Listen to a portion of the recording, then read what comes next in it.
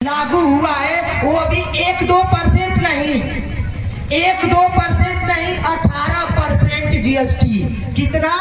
18% GST. आप अनुमान लगा सकते हैं सर, हमारे भारत की दशा क्या होगी जिस भारत में हीरे पर जीएसटी 1.5% और सोने पर जीएसटी 1%, हीरे पर जीएसटी 1.5% और सोने पर जीएसटी 1%। हमें आप ही बता दीजिए, हीरा कौन आदमी खरीदने जाता है? और शिक्षा तो सबको लेनी है ना, किताब कापी सबको तो चाहिए ना, किताब कापी सबको चाहिए, हीरा सबको चाहिए, हीरा सबको चाहिए। लेकिन आप सोच कर देखिए, हीरा पर जीएसटी 1%, सोने पर जीएसटी 1.5%, लेकिन हमारे भारत में विश्व का पहला भारत बना है जिसमें शिक्षा पर जीएसटी 18% लगी है। बताइए कि गरीब बच्चा कैसे, गरीब आदमी अपने बच्चे को कैसे पढ़ा सकता है? सर 18% का मतलब कि 100 रुपए की किताब है,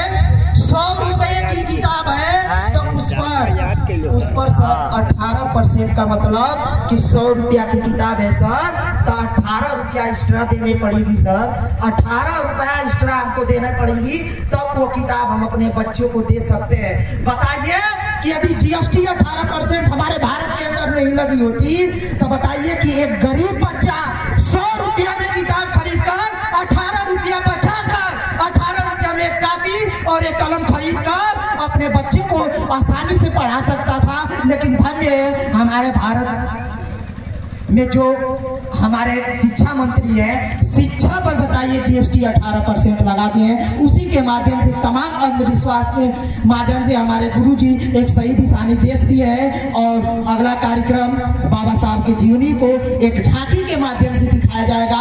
और इस नाटक को मैं चाहूंगा, और इसका अगले कार्यक्रम को मैं चलाने के लिए मैं चाहूंगा सागर जी को कि आप आए और इस कार्यक्रम को संभालें।